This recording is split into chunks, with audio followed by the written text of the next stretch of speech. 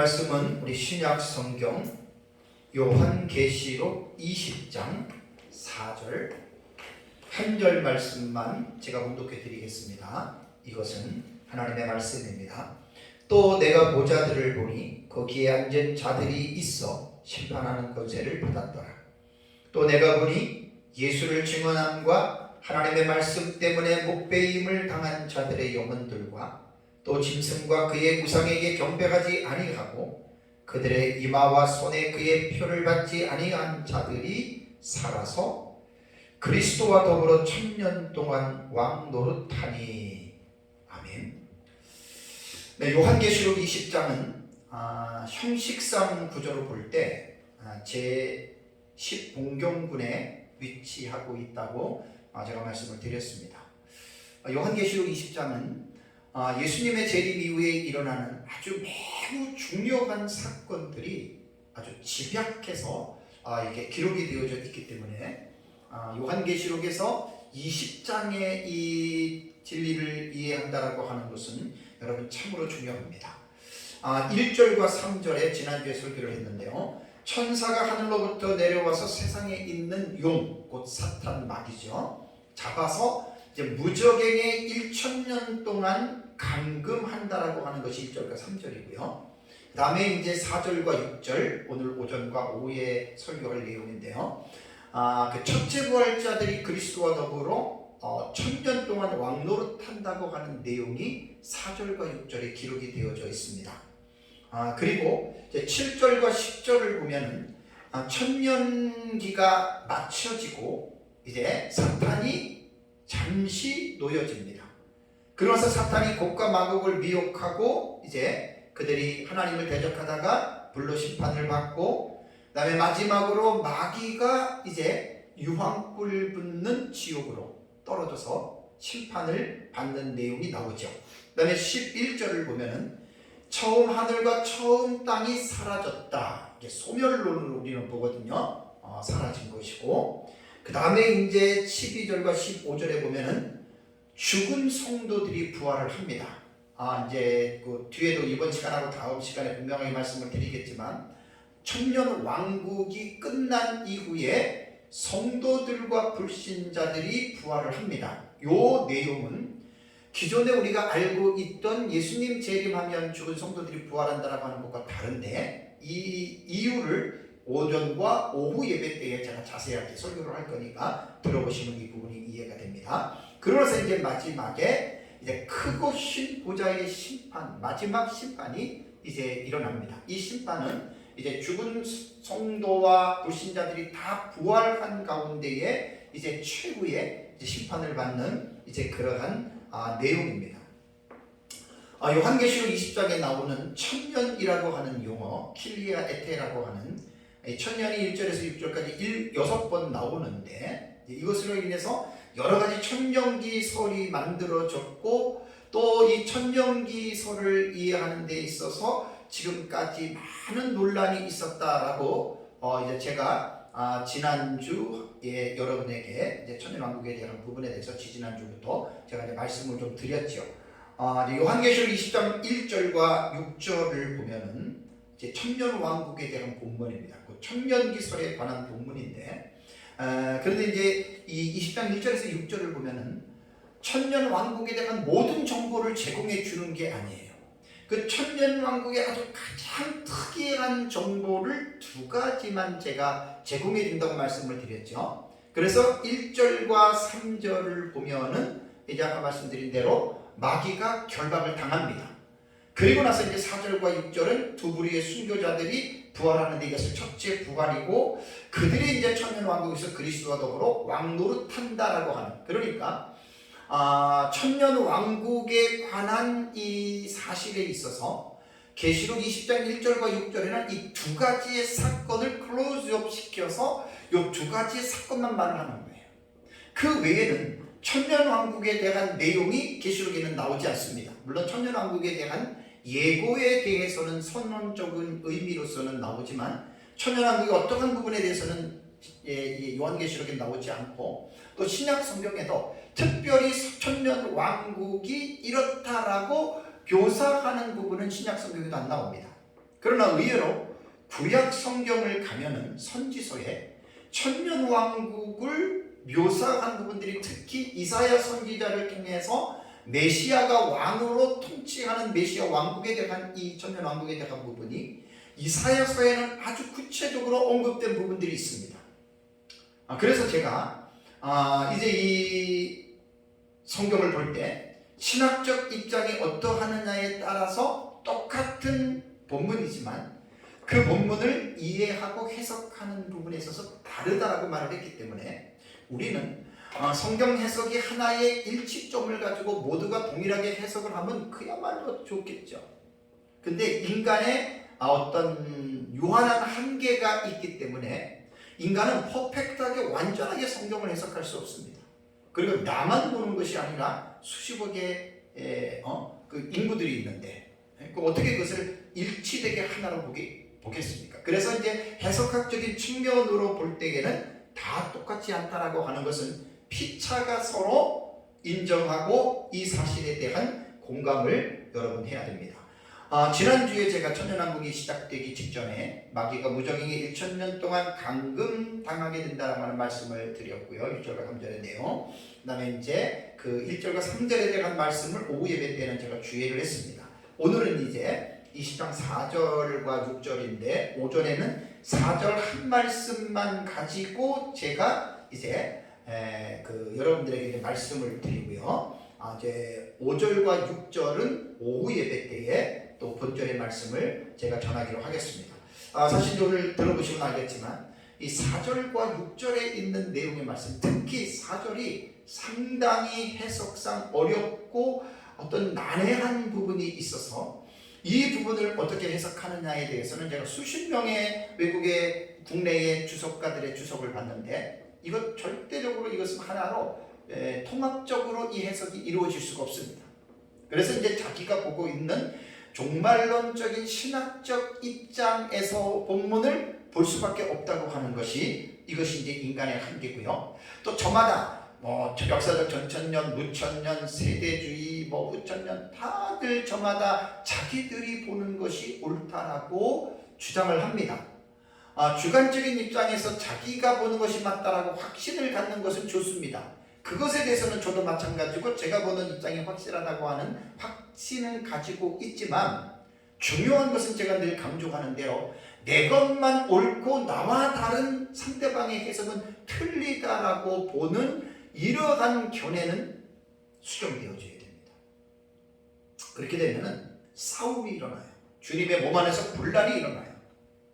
그래서 이제 어느 정도 이단이 아닌 이상에는 해석상 다를 수 있기 때문에 그 다른 해석에 대해서 지나치게 어떤 그 사람을 어떤 게 대하거나 또 그런 부분에 대해서 지나친 말을 하는 것은 여러분 피차에 조심해야 된다라고 하는 것을 꼭 기억을 해야 됩니다.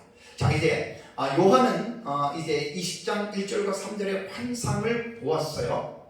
그러고 나서 이제 4절에 들어오면은 또 다른 환상을 봅니다. 그래서 원문에 보면 카이에이돈, 그리고 내가 보았다라고 하는 동사가 나오잖아요. 그러니까 요한계시록에는 이런 표현이 많이 나온다고 제가 이제 말씀을 드렸습니다. 또 내가 보았다, 그리고 들었다. 그러면서 이제 이것이 이제 영화로 보면은 오버랩핑이 되는 이러한 이제 구조로서 요한계시록의 본문을 이제 풀어나갔다라고 하는 말입니다. 이제 4절을 보면은 내용을 무슨 큰 틀에서 이 4절과 5절과 6절을 보면은 사도 바울이 본 환상이 두 가지 내용입니다. 자, 두 가지 내용인데 이 두 가지 내용은 자, 4절을 한번 보시면은 제가 4절을 편의상 네 부분으로 갈라서 여러분들에게 몇 번 설교를 했어요. 자, 이 부분 말씀을 드리는데 이제 4절 A절 부분을 한번 보시면은 또 내가 보좌들을 보니 거기에 앉은 자들이 있어 심판하는 권세를 받았더라. 이것을 첫 번째 본 거예요. 그러니까 요한이 환상 가운데 딱 봤는데 보좌들이 보이고 거기에 앉은 자들이 있었고 거기에 앉은 자들이 심판이 그들에게 주어졌다. 원문은 그렇게 나오거든요. 요게 첫 번째 본 거고 그 다음에 그 4절에 B절 이후부터 보면은요 또 내가 보니 나왔잖아요. 그죠? 또 내가 보니라고 하는 카이에이돈도 나옵니다. 또 내가 보았다라고 하는 이 말을 두 번째 본 건데 또 내가 보니 예수를 증언함과 하나님의 말씀 때문에 목배임을 당한 자들의 영혼들과 또 짐승과 그의 우상에게 경배하지 아니하고 그들의 이마와 손에 그의 뼈를 받지 않은 자들이 살아서 그리스도와 더불어 1000년 동안 왕 노릇하니, 요 딱 두 가지를 본 거예요. 그러니까 4절과 6절의 이 단락을 우리가 기본적으로 거시적인 측면에서 우리가 4절과 6절의 본문을 딱 보면 4절에서 사도 요한이 두 번을 봤습니다. 그리고 5절의 내용은 오전에 제가 설교할 텐데요. 그 나머지 죽은 자들은 그 천년이 차기까지 살지 못하더라. 이는 첫째 부활이라 라고 하는 이 말은 4절에 요한이 본 두 가지의 환상에 대한 그 설명을 해주는 거예요. 설명을. 그 다음에 6절의 내용도 이 첫째 부활에 참여하는 자들은 복이 있고 거룩하도다. 둘째 사망이 그들을 다스리는 권세가 없고 도리어 그들이 하나님과 그리스도의 제사장이 되어 1000년 동안 그리스도와 더불어 왕노릇하리라 라고 하는 이 말은 4절에 관한 말씀에서 4절에 나오는 이 첫째 부활자들이 2000년 왕국 기간 동안에 그들이 누리는 셀 수 없는 큰 복, 지복에 대해서 사실 6절을 여러분 이제 말씀을 하고 있는 것입니다. 그래서 이제 4절의 내용을 아주 명확하게 해석을 해놓지 않으면 5절과 6절에 대한 내용이 4절의 해석에서 영향을 받아서 이 본문을 보기 때문에 4절에 대한 이 본문의 해석을 아주 의미심장하게 좀 깊이 있게 이 본문을 해석을 해야 됩니다. 그래서 4절을 이제 말씀을 이해하기 위해서는 4개의 단락으로 4절 하나를 구분할 필요가 있습니다. 그래서 여기 칠판에 제가 써놨는데 4절을 4개로 가른다면 첫 번째 A 부분이 또 내가 보자들을 보니 거기 앉은 자들이 있어 심판하는 권세를 받았더라를 한 단락으로 A 단락으로 보고, B 단락은 또 내가 보니 예수를 증언한 하나님의 말씀 때문에 목배임을 당한 자들의 영혼들과 하고 요 단락도 끊어야 됩니다. 다음에 세 번째 단락 C 단락은 또 짐승과 그의 우상에게 경배하지 아니하고 그들의 이마와 손에 그의 뼈를 받지 아니한 자들이, 요것도 단락을 끊을 필요가 있고요. 마지막 네 번째 단락 D 단락이 살아서 그리스도와 더불어 1000년 동안 왕노릇하니라고 하는 이 4개의 단락으로 구분할 필요가 있다라고 합니다. 있습니다. 그래서 이 4단락으로 구분한 이 단락을 첫 번째는 성경을 해석할 때는 분명한 원문을 통한 서기를 해야 됩니다. 저도 사실 원어를 잘 몰라서 계속 공부하고 있는데 대부분 목회자들의 설교를 보면 본문을 읽어놓고 원문을 서기하는 경우들이 거의 없습니다. 그러니까 원문을 잘 아시는 분들 외에는 거의 일반 목회자들은 저를 위시해서 그 원문 서기를 안 합니다. 그것은 성경을 해석하고 설교를 하는 가장 기본적인 어떤 그 원칙을 무시하는 거예요. 저도 사실 잘 모르니까 무시하는 경우가 많이 있는데 이것은 설교자들이 끊임없이 원어를 공부를 해야 됩니다. 그래서 우리가 성경을 이해할 때에는, 설교할 때는 먼저 본문을 원문의 서기를 먼저 할 필요가 있습니다. 그래서 제가 이 20장 4절과 5절 6절은 너무나 중요한 본문이기 때문에 제가 책을 쓸 때에 원문을 잘 아는 두 분의 박사님들에게 제가 이 원문의 구조나 이 원문에 대한 부분을 의뢰를 해서 제가 이제 그것을 사실 제 책에다가 그것을 도움을 받아서 또 제가 이해하고 그러면서 이제 그 본문을 제가 이제 책에다가 집어넣은 것입니다. 그래서 서기를 하겠습니다. 본문의 주제라고 하죠. 자, 20장 A절을 보시면 또 내가 보자들을 보니 거기에 앉은 자들이 있어 심판하는 권세를 받았다라는 말이 나옵니다. 그러면 이 첫 번째 번의 환상은 사도 요한이 앞에서 본 환상을 계수를 하면 제가 연구한 그 어떤 수치로 볼 때 56번째 보는 내용입니다. 제 책에는 몇 장 몇 절에서 그거를 잘 제가 정리를 해놨습니다. 자, 요한이 예수 그리스도의 계시를 본 횟수는 제가 계산한 바에 의하면 총 67번을 보았습니다. 에이돈, 내가 보았다라는 동사고요. 또 들은 것도 공교롭게도 제가 계산한 것은 아쿠사라고 하는 것이 내가 들었다라고 하는 단어거든요. 그래서 이것이 꼭 67번씩 나오더라고요. 그래서 요한계시록에 들어가서 제가 이제 원어 사전을 보는 CD가 있기 때문에 참 좋습니다. 그 에이돈이라고 하는 거를 치면은 연관된 에이돈이 몇 번이 사용이 됐고 사용이 된 그 본문들이 다 떠요. 그래서 공부하기가 너무나 좋아요. 그런데 제가 67번을 에이돈이라고 하는 내가 보았다라고 하는 것을 포함 보면은 실제적으로 요한계시록에는 에이돈이라고 하는 동사가 67번 안 나옵니다. 뭐 한 50번 정도 나올래나 그때 제가 쳐보니까. 그런데 제가 이것을 67번으로 집어넣은 것은 1장부터 22장을 쭉 계속 깊이 있게 보는 가운데에 에이돈이라고 하는 내가 보았다라고 하는 동사는 명시되어져 있지 않지만 이 부분은 사도 요한이 본 것이야. 또 이 부분은 사도 요한이 아쿠사, 내가 들었다라고 하는 아쿠사라고 하는 동사는 들어가지 않았지만 이 부분은 사도 요한이 들은 것이야 라고 제가 이제 판단을 해서 쭉 계산을 해보니까 67번이 나왔다라는 말입니다. 그러니까 이제 이것은 제 책에 기록해 놨는데 증감은 보는 사람들에 따라서 증감이 있을 수가 있습니다. 자, 그러면 20장 4절의 A절 부분을 문장을 구조적으로 나누면 우리가 지금 읽은 데에는 또 내가 보자들을 보니 거기 앉은 자들이 있어 심판하는 권세를 받았더라. 우리는 A절을 이렇게 읽잖아요. 이것을 구조적으로 보면 세 개로 구분이 됩니다. 원문을 직역하면 그리고 나는 보자들을 보았다. 그 다음에 그리고 그들이 그 위에 앉았다. 그리고 심판이 그들에게 주어졌다. 이게 원문을 직역하면 이렇게 나오는 거예요. 그 원문을 보면은 우리말 성경에는 권세를 받았다는 얘기가 있잖아요. 원문에는 권세라고 하는 단어가 없습니다. 우리말 성경을 번역할 때 번역자들이 임의로 권세라고 하는 단어를 집어넣습니다.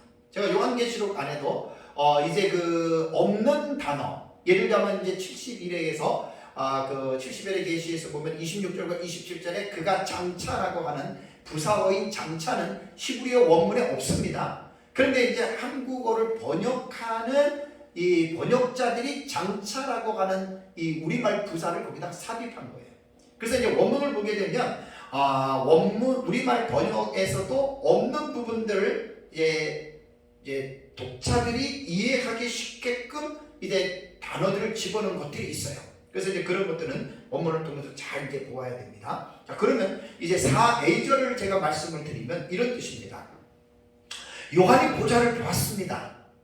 근데 그 보좌에 앉은 사람들이 있습니다. 그 사람들이 어떤 사람이냐면 그들에게 권세가 없으니까 심판이 그들에게 주어졌다라고 하는 의미거든요. 그럼 4A절에서 우리가 세 가지 내용에 대한 이해를 분명히 해야 됩니다. 이것은 성경을 보는 성도들도 마찬가지고 설교하는 목회자들도 마찬가지고 주의 설교라고 하는 것들은 이제 성경에 절에 있는 부분을 하나하나 놓치면 안 되는 거거든요. 그래서 주의 설교가 어렵고 힘들고 또 하나하나 다 이것을 파헤치다 보니까 시간이 엄청나게 걸리는 거예요. 뭐 저는 실력이 없고 부족해도 주의 설교 쪽으로 공부를 지금 하고 있기 때문에 제가 이제 책을 쓴 것도 요한계시록 주의라고 말씀을 제가 이제 책에다가 그렇게 붙인 겁니다. 그러면 이 A절에서는 세 가지를 우리가 분명히 이해를 하고 넘어가야 되는데 첫 번째는 보좌가 뭐냐, 두 번째는 보좌에 앉은 자들이 누구냐, 그리고 그들에게 주어진 심판이 무엇인지에 대해서 이것을 해석을 해야 되는 거예요. 그러니까 서기는 원문에 대한 부분을 이제 서기는 뜻을 밝혀놓고 그 다음에 이제 이 내용을 해석학적인 측면에서 이제 보좌가 뭐고 앉은 자들이 누구고 그들에게 주어진 심판이 무엇이냐는 이건 해석학으로 넘어가는 거예요. 근데 참 저도 성경을 계속 연구를 하면서 좀 너무 부끄러워요. 이제 깊이 있는 공부를 저도 못해서 그러니까 계속 죽을 때까지 공부를 하는 거예요. 해석학적인 측면으로 넘어가면은 이 보좌가 해석이 두 가지로 나옵니다. 크게. 그래서 제 책에는 잘 말씀을 해놨는데 이 세상에 보좌로 해석하는 그룹이 있고 천국의 보좌로 해석하는 그룹이 있습니다.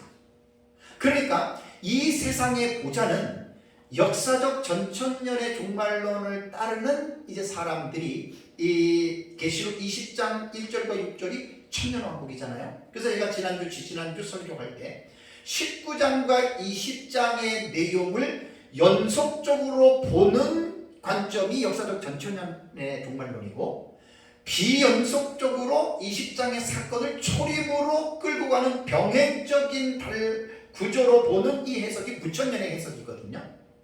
그러니까 저는 역사적 전천년의 입장에서 성경을 보니까 우리는 연속적인 입장으로 볼 때에 천년왕국이 이 땅에서 이루어지는 것으로 역사적 전천년을 봅니다.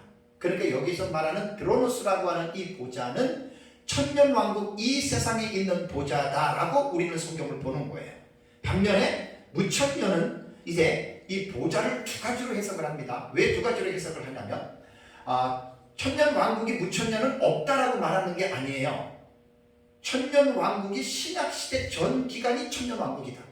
그러니까 이것이 현천년이고 아담 스미스는 실현된 천년기라고 부르기 때문에 무천년이라고 하는 용어는 잘못된 용어입니다. 그거 참 사용하면 정말 무식한 용어인데 전 세계적으로 아직도 아밀레니얼리즘이라고 무천년이라는 용어를 계속 지금도 쓰고 있어요. 무천년의 종말론이 나온 그 배경은 역사적 전천년주의자들이 말하는 예수님 재림 이후에 천년왕국이 이 땅에서 없다라고 하기 위해서 무천년이라고 한 거지, 무천년의 정체성은 천년왕국이 없다라고 말하는 게 아니에요. 천년왕국이 없다 그러면 그건 이상하죠. 무천년은 천년왕국이 신약시대 전 기간 동안에 천년왕국이 있다라고 보는 게 무천년의 개념입니다. 후천년도 마찬가지고요. 그래서 무천년이라고 하는 용어는 사라져버려야 되고 절대로 쓰면 안 됩니다. 현천년이라고 얘기를 해야지 가장 옳습니다. 그러니까 이제 무천년의 입장에서는 여기에 말하는 보좌는 이 세상에서 이제 지상에서의 보좌는 구원받은 자들이, 에베소서 2장을 보면은 구원받은 자들이 하늘에서 그리스도와 함께 앉아있다 그랬잖아요. 그들은 이제 그렇게 하늘의 이 세상에서 성도들이 누리는 그것과 또 죽은 성도들이 천국에서 그들이 보좌에 앉아서 그들이 다스린다, 영혼들이 이렇게 보는 거예요. 이게 이제 무천년의 해석입니다. 그래서 저는 역사적 전천년 입장에서 우리는 본문을 보는 해석하는 측면이 그대로 연속적으로 보기 때문에 이 땅의 천년왕국으로 보고요. 이 보좌에 앉은 자들이 누구냐? 이것도 참 복잡합니다. 네 가지의 견해가 있습니다. 첫 번째는 한 부류의 순교자들이다라고 보는 해석이 있고요. 그 다음에 한 부류의 순교자가 아니라 두 부류의 순교자들이다. 저는 이렇게 봅니다. 이제 그 주에 서기할 때 해석할 때 제가 자세히 말씀을 드릴게요. 또 하나는 한 부류는 순교자와 생존 성도들, 이들이 보좌에 앉아있다 이렇게 말을 하는 사람도 있고, 다음에 또 하나는 죽은 성도들과 순교자들의 영혼으로 해석을 합니다. 이건 이제 대체적으로 이제 무천년의 해석입니다. 그러니까 한 부류의 순교자다, 두 부류의 순교자다라고 하는 말은 이제 역사적 전천년의 입장이고, 죽은 성도들과 순교자들의 영혼으로 해석하는 것이 무천년의 이제 해석이거든요. 근데 저는 이제 여기에서 두 부류의 순교자들이다. 이건 이제 뒤에 제가 자세하게 설명을 합니다. 다음에 심판이 주어졌다라고 하는 말은 무엇이냐? 그들이 보좌에 앉아서 심판이 주어졌는데 어떠한 심판이냐? 그래서 우리는 이 본문을 해석할 때에는 언제, 그 심판이 언제 심판을 할 것이고, 그 다음에 이 심판은 누구에게 행해지는지에 대해서 생각을 해봐야 되잖아요. 근데 무천년주의는 신약시대 기간 동안에 죽은 성도들이 하늘나라에서 예수 그리스도와 더불어 땅을 심판한다? 글쎄요. 저는 비난하고 싶은 마음은 없지만 조금 이것은 이해가 안 됩니다. 죽은 성도들이 하늘에서 심판하는 일이 무엇이 있겠습니까? 그런데 역사적 전천년은 이 땅에서 이루어지는 천년왕국의 보좌이기 때문에 이 사람들이 두 부류의 순교자들입니다. 뒤에 말씀을 드리겠습니다. 그러니까 순교자들이 육체적인 부활을 통해서 그들이 예수 그리스도와 함께 천년왕국을 심판이라 그래가지고 무슨 잘못된 사람 벌 주고 그런 개념이 아니에요. 통치하고 제사장과 같이 하나님과 사람 사이의 관계를 이제 이렇게 연결해주는, 이것을 이제 크리마라고 하는 심판의 개념으로 여러분들 생각을 하면 됩니다. 그래서 우리는 이제 이 부분을 좀 더 깊이 이해를 하시려면 천년왕국에 대한 올바른 이해를 해야 되는데, 그 나라의 왕은 누구고 왕권을 행사하는 성도들은 누구고 천년왕국의 백성들은 누구냐에 대한 이 부분들이 정확하게 여러분 나와야 이제 이 부분들이 해석이 되는데, 워낙 이제 이 복잡한 내용이기 때문에 제가 간략하게 설명을 할 수가 없습니다. 뭐 여러분들은 제 설교를 뭐 몇 년 동안 몇 번이고 계속 반복해서 듣기 때문에 이 부분을 한번 딱 들으면 아는데, 처음 듣는 사람들은 이게 이해하기가 참 힘들어요. 그래서 이 부분들은 제 책에도 제 설교에도 계속해서 반복적으로 하기 때문에, 천년왕국의 통치자는 예수 그리스도시고, 그 다음에 천년왕국의 백성들은 인간의 육체를 입고 들어간 구원받은 자들만 들어갑니다.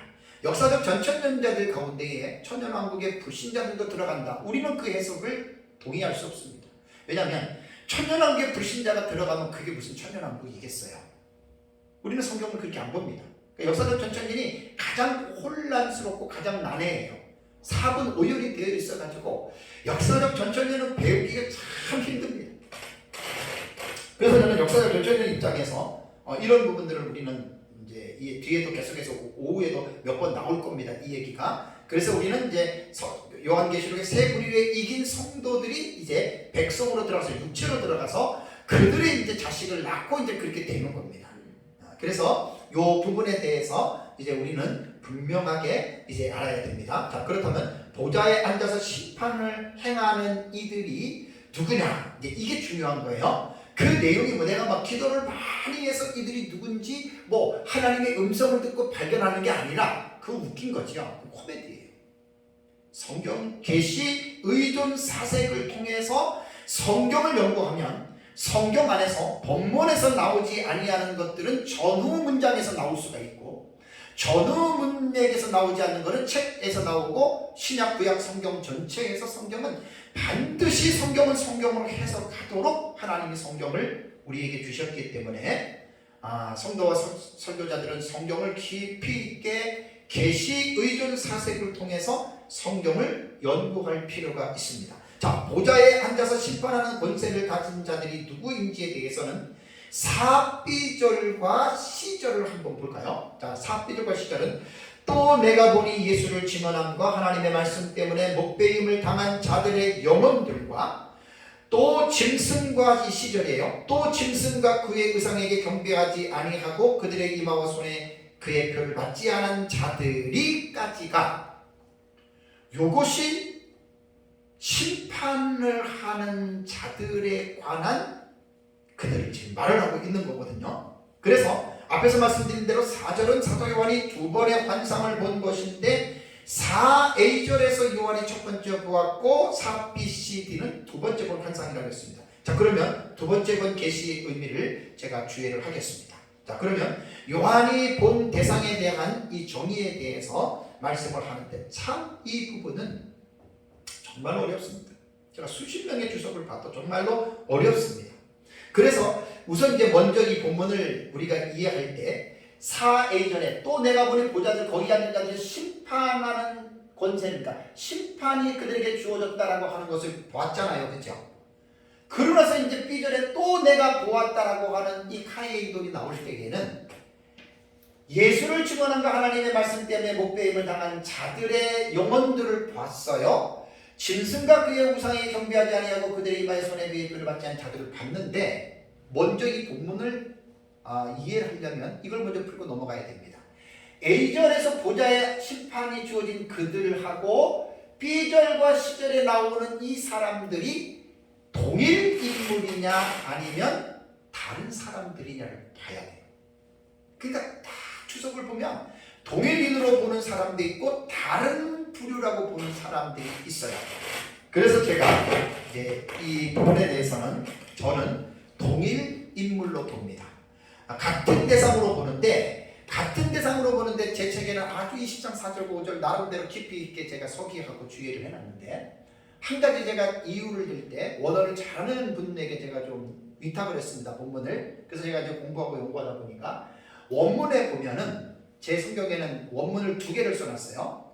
두 개가 뭐냐면, 첫 번째는 스테판 사본의 원문을 써놨고, 두 번째는 이제 네슬 알란드 판이라고 써놨는데, 사실은 그게 이제 슈퍼 바이블하고 바이블렉스, 제가 그 원어 프로그램을 갖고 있는데, 바이블렉스와 슈퍼 바이블에 있는 밑에 있는 그 본문들은 네슬 알란드 판이라고 하는 NA가 아니라 UBS 3판입니다. 영국 성공회에서 만들어낸, 지금 UBS는 5판까지 나왔다고 하는데 3판의 내용을 슈퍼 바이블하고 바이블 렉스에 있는데 제가 그 사본을 갖고 있거든요. 그 내용을. 거기에 보면은 여러분들은 어렵겠지만 A, B, C, D에서 딱 그 카이라고 하는 접속사가 이어지는 그 전에 아우토이스라고 하는 요 그 내용이 나온대요. 요 단어가.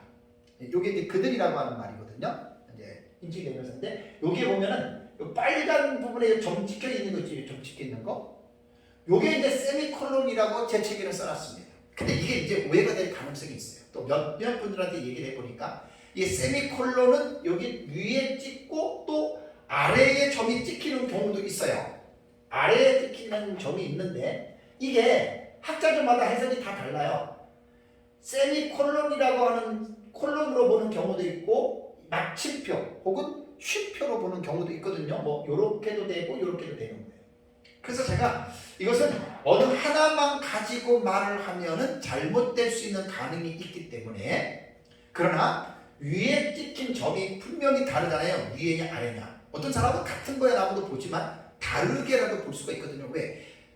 다르다고 하는 개념에서 세미콜론이라고 하는 말은 뭐냐면, 이 세미콜론이라고 하는 이 그 점은 오른쪽 상단의 점인데 이것은 부사적 기능이 첨가된 콤마로 씁니다. 그래서 이 오른쪽에 점이 딱 찍히면 이유, because죠. 왜냐하면이라고 하는 그러한 것들이 거기에 의미가 들어가고, 혹은 결과론적으로 그래서라고. 그 다음에 또 하나는 즉 다시 말해서라고 하는 부연의 의미가 있는 거예요. 그래서 제가 그 스테파누스 사본에 보면은 4절에 요 점이 세 군데에 딱 찍혀 있습니다. A절 끝나는 부분하고 C절 끝나는 부분하고 D절 끝나는 부분에 딱 요 세미콜론 용법으로 위쪽에 딱 점들이 찍혀 있어요. 그래서 제 책에는 이제 그거를 그대로 내가 이제 집어넣거든요.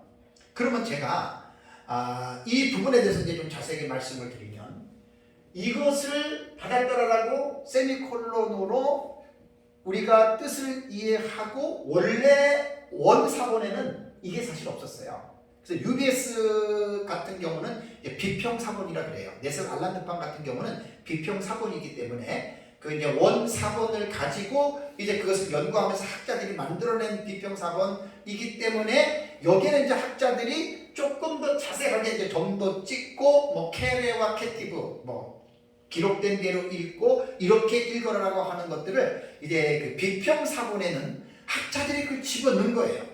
조금 더 자세하게, 조금 더 쉽게 이해하기 위해서. 그러니까 이 점이 의미 없이 찍혀진 점은 아니거든요. 그래서 상단의 세미콜론 용법으로 볼 때는 또 내가 보자들을 보니 거기 앉은 자들에서 심판하는 권세를 받았더라. 세미콜론이 찍혔으면 부연으로 본다면, 또 내가 본이라고 하는 이 말은 A절에서 보좌에서 심판을 가지고 있는 그들을 처음에는 봤는데 B절에는 또 내가 봤다라고 하는 말은 그것을 조금 더 자세하게 봤다. 이게 부연 설명의 의미예요. 이것이 세미콜론적인 의미로서 B절을 보면 너무나 정확하게 보입니다.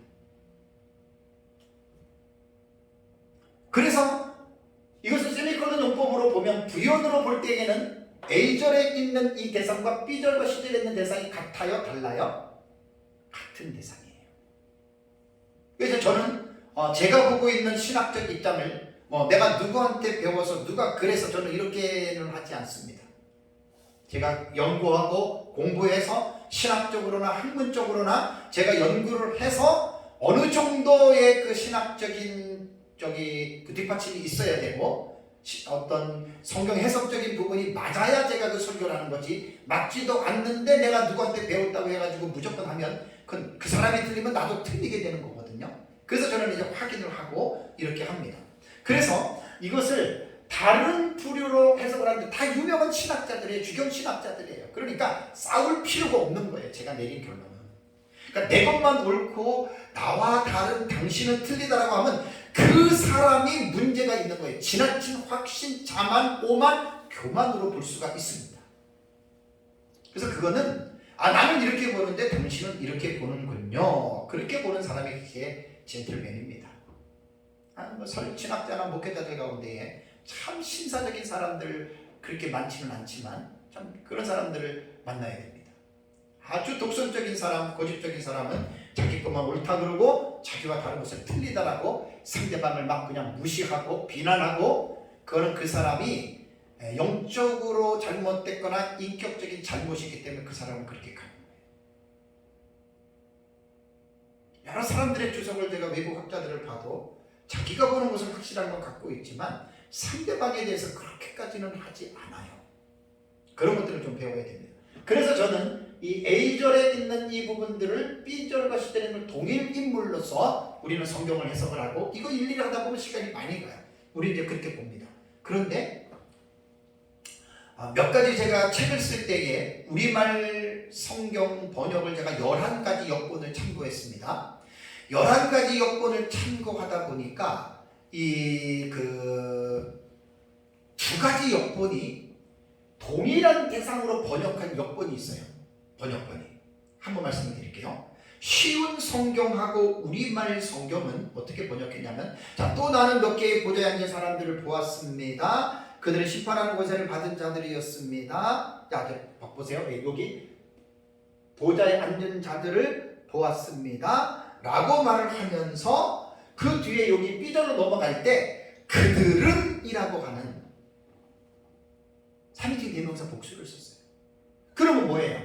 A절에 있는 사람 받았다라 하고 B절에 또 내가 보니 해서 그들은 이라고 하는 말을 썼을 때에는 A절에 있는 이 대상과 B절에 있는 대상이 어떻다고요? 동일한 인물이라고 했어요. 저는 뭐라 그랬어요? 우리는 A절, 지금 제가 착각을 했네요. 네, 맞아요. 그러니까 이거는 분명히 A절에 있는 사람이 B절과 C절에 있는 사람이거든요. B절에 있는 사람이거든요. 그러니까 우리는 이 부분에 대해서 이 사람들을 세부적으로 묘사했다고 보는 거예요.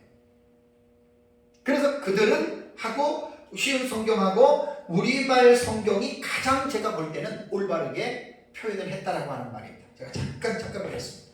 그래서 이제 이 두 역본이 동일한 대상으로, 또 여기 보면은 이제 그들은 이라고 보았습니다라고 와서 그들은 하고 곧바로 심판하는 권세를 받으리었습니다 라고 이제 이렇게 좀 연결해 나가더라고요. 이것이 가장 저는 이제 올바른 번역이라고 제가 이제 말씀을 드립니다. 자, 그러면 이제 B절과 C절에 대해서 제가 좀 어려운 내용이지만 이 부분에서 간략하게 제가 좀 여러분들에게 설명을 하겠습니다. 자, B절을 보니까 또 내가 보니 예수를 증언함과 하나님의 말씀 때문에 목배임을 당한 자들의 영혼들과 이들을 본 거예요. 그러니까 A절에 있는 그 대상의 동일 대상이고, 이것을 어떤 콜론의 용법으로 볼 때 이들을 세부적으로 묘사해서 자세히 보니까 그들이 이런 사람이었어요. 예수를 증언함과 하나님의 말씀 때문에 목배임을 당했고, 다음에 C절은 C 부분은 뭐죠?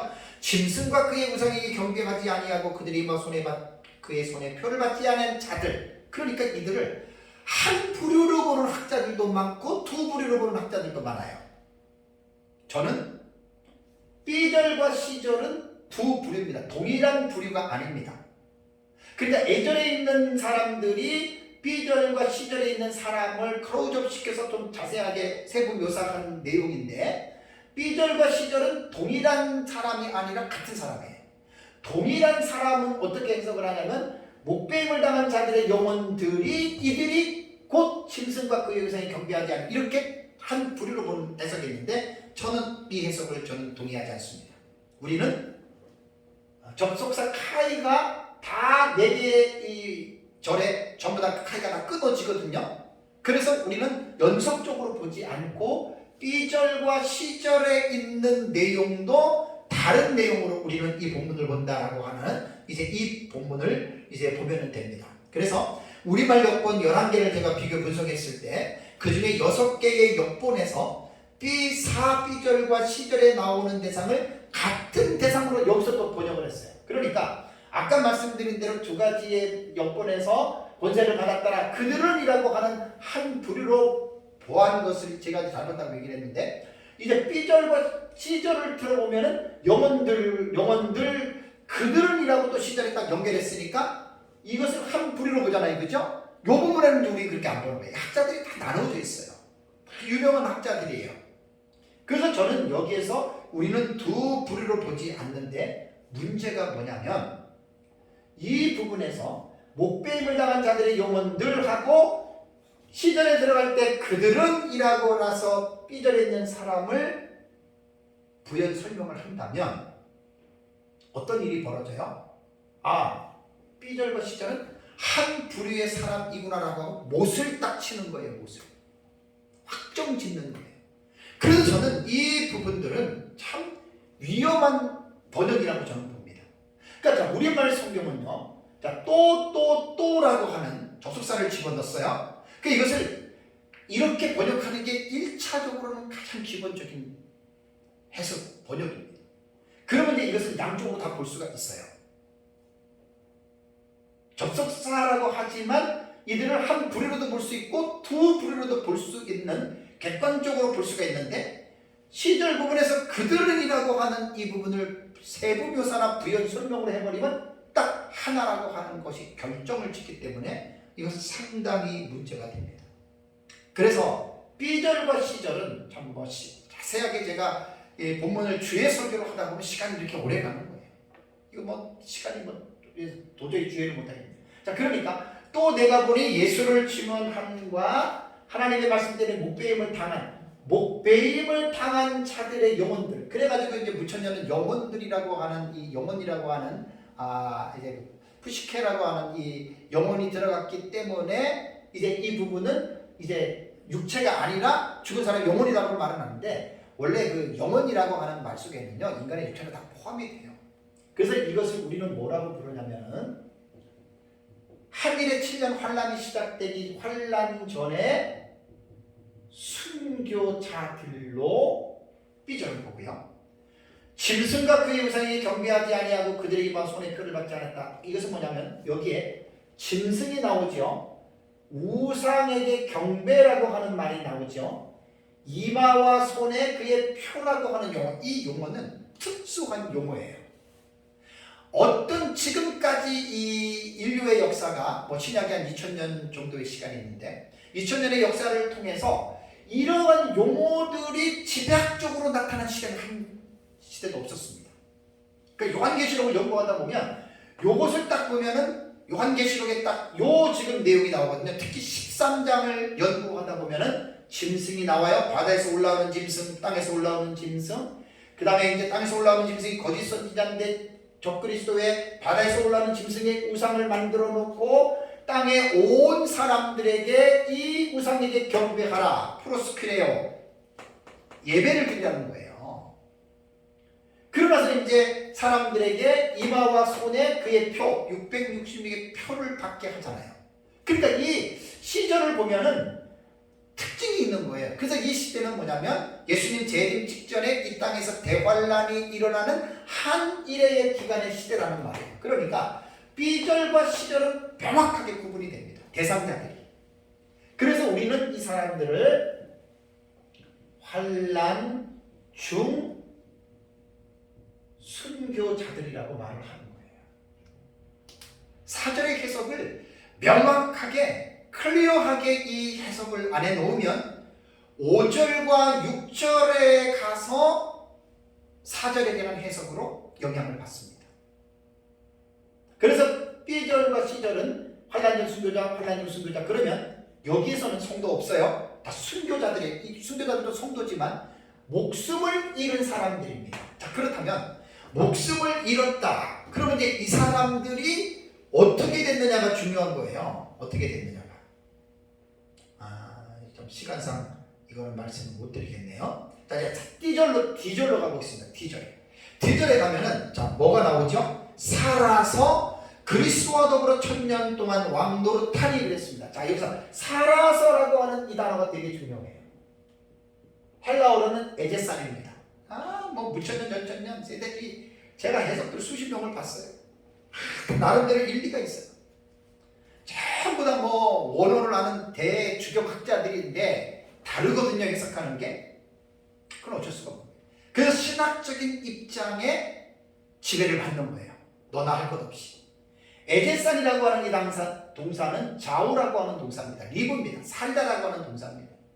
이것이 이제 직설법, 과거, 능동, 3인 복수거든요. 그들이 살아났다는 겁니다. 이 4절에서 4디절이 사라서라고 하는 에제산이라고 하는 이 단어의 해석을 어떻게 하느냐에 따라서 이 두 부류의 순교자들이 죽었잖아요. 육체적으로 부활을 했다라고 해석을 할 수 있는 것이고, 이 에제산을 무천년에서 말하는 것처럼 순교자들을 아니고 그냥 죽은 자들의 영혼이 살았다라고 또 해석할 수가 있는 거예요. 이게 참 골치 아픕니다. 그 사람들이 다 외국의 아주 대가들입니다. 요한계시록 그 주경학자들 대가들입니다. 그걸 제가 이제 연구를 쭉 하면서 내 것만 옳다라고만 주장하지 말자는 거예요. 저는 이제 다 공부를 하죠. 그래서 사라사라고 하는 말은 우리는 본문을 그대로 이거를 갖다가 우리가 해석을 하면 환난 전의 순교자들과 7년 환난 중에 죽은 순교자들이 에제사는 육체적으로 부활한 것을 해석합니다. 육체적인 부활. 그래서 이제 오후에 설명을 하지만 5절에 보면은 이는 첫째 부활이라. 이는 첫째 부활이라 라고 말을 합니다. 해 아나스타시스, 해 프로테 참 중요합니다.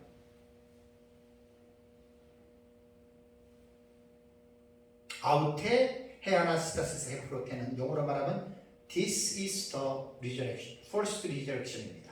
이것은 첫째 부활이다.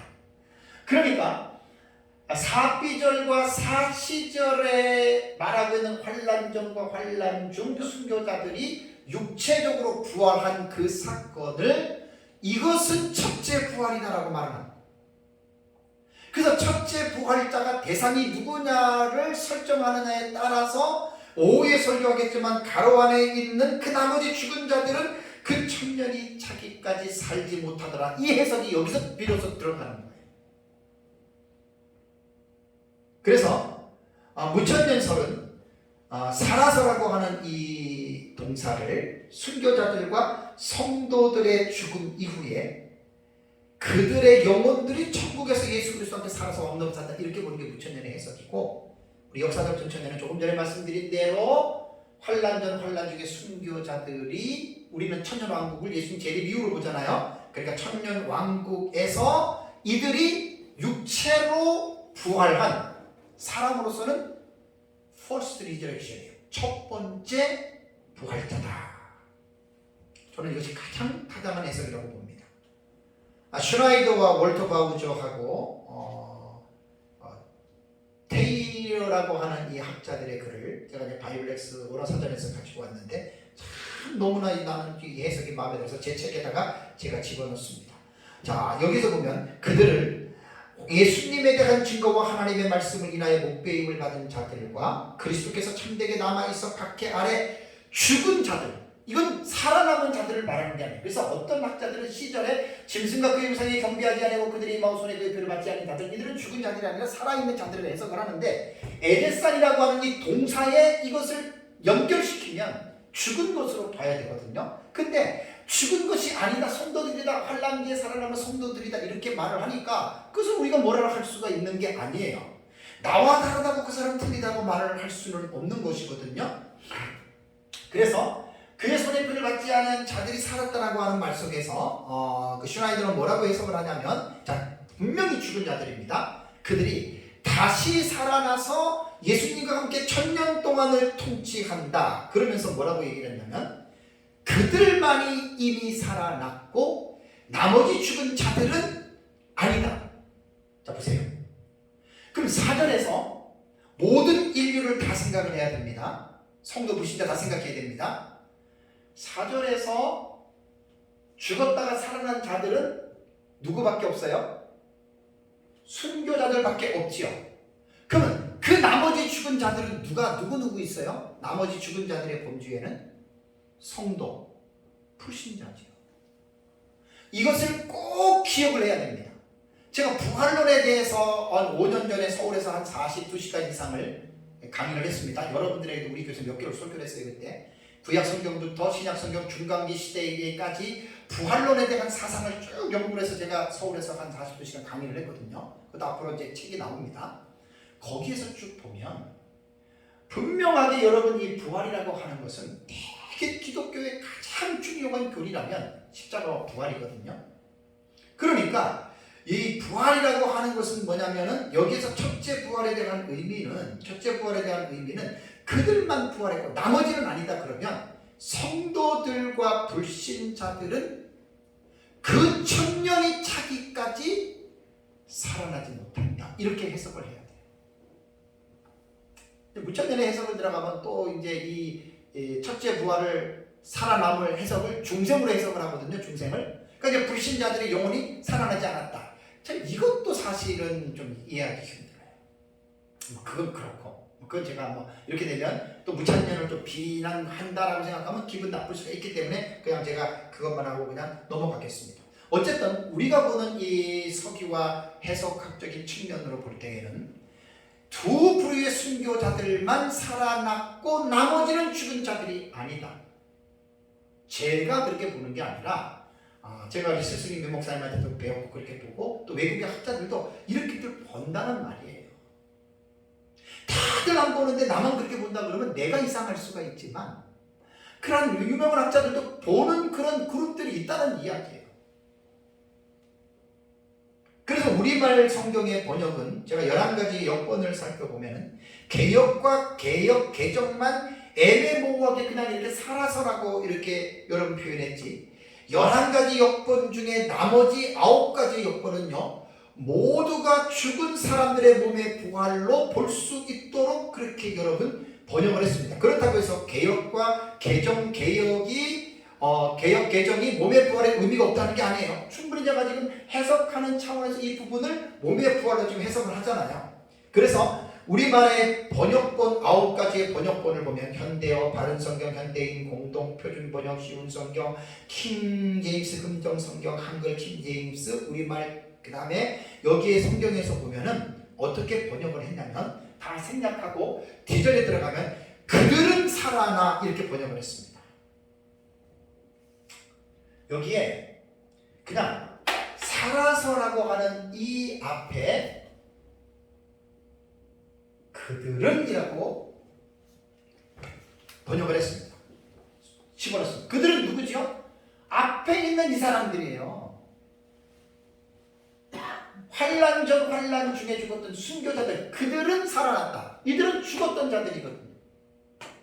그게 순교자들이거든요. 주석가들의 주석 들어가면 다 서로가 꼬투리 다 잡히 꼬투리 잡아서 잡힐 수 있어요. 누구나 꼬투리 잡힐 수 있어요. 그 싸우려고 꼬투리를 잡으면 안 돼요. 그 사람들은 학문적으로 신학적으로 이야기한다고 하지만 그거는 어쩔 수가 없는 거예요. 전천년과 무천년이라고 하는 이 신학적인 입장은 정반대이기 때문에 어쩔 수 없는 거예요. 그래서 그들은 다시 살아나 이렇게 말했단 말이에요. 다시 살아나라고 하는 어게인이라고 하는 다시도 포함을 시켰어요. 그들은 다시 살아났다. 그러니까 뭐지요? 죽었던 자들이 살아났다는 이제 그러한 말입니다. 그리고 제가 이제 그 원문 그 주석 직역 성경도 있는데요. 고영민 박사님이 쓴 원문 번역에도 그들은 살아나서 이렇게 번역했고 또 우리 동기 중에 이학재 교수님 마사 성경에 보면 또 그들은 살았고로 이렇게 번역했고 또 허성갑 그 선교사님이 히브리어 헬라어 직역 성경에 있는데 그들은 살아나서 다 이렇게 해석을 했습니다. 그러니까 개역과 개역 개정만 애매모호하게 그냥 살아서라고 했지 나머지 성경들은 다 그들 앞에 있는 대상들이 살아났다라고 이렇게 이제 번역을 했다라고 하는 그런 사실입니다. 그래서 우리는 그들은 바로 사필절과 사시절에 기록된 두 부류의 순교자들이다라고 하는 이 부분을 잘 여러분들이 기억을 해야 됩니다. 자, 그리스도와 더불어 이제 5절에 보면은요, D절에 보면 뭐라 하죠? 살아서 어떻게 했어요? 그리스도와 더불어 1000년 동안 왕노릇하니라고 말을 했습니다. 참 복된 자들입니다. 그래서 제가 이제 오후 예배 설교는 첫째 부활자들이 누리는 지복, 복 중에 가장 최상의 복입니다. 지복. 이거는 제가 오후 예배 시간에 이 첫째 부활자들이 누리는 지복에 대해서 말씀을 드리고 그 다음에 이제 5절에 이는 첫째 부활이라 살아서라고 하는 이 대상자들이 환난 전 환난 중 순교자들이 부활이 이는 첫째 부활이라. 아우테 해 아나스타시스 해 프로테. 이는 첫째 부활이라. This is the first resurrection. 이것이 첫째 부활이다. 그래서 첫째 부활에 대한 이 해석은요, 정말 너무너무 중요한 해석입니다. 너무너무 중요한 해석인데, 이 첫째 부활에 대한 해석학적인 측면으로 들어가면 너무나 상반돼요.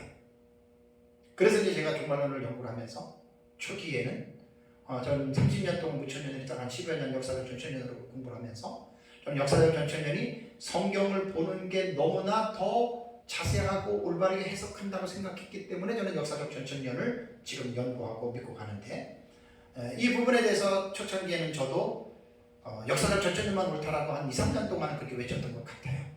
그럼 무천년은 틀렸다라고 했는데 계속 연구를 하다 보니까 그런 말 하면 안 돼요. 왜냐하면 전천년, 무천년은 후천년 세대주의도 위험하지만 이단들 아니에요. 해석하는 부분에서 차이가 있거든요. 그걸 가지고 내 것만 옳고 나와 다른 너는 틀리다라고 말을 하면 그 사람이 반드시 문제가 있게 됩니다.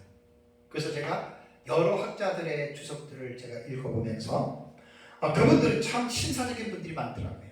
대표적으로 이제 그 역사적 전천년에 조지 레드 박사하고 그 다음에 앤서니 후쿠마라고 무천년설에 이제 조직신학 책을 쓴 분이 있습니다. 기독교 종말론, 뭐 인간론, 교회론 해가지고 앤서니 후쿠마가 이 두 분들은 이제 동시대 사람들이었는데 레드 박사는 한 1980년대에 소천을 했고요.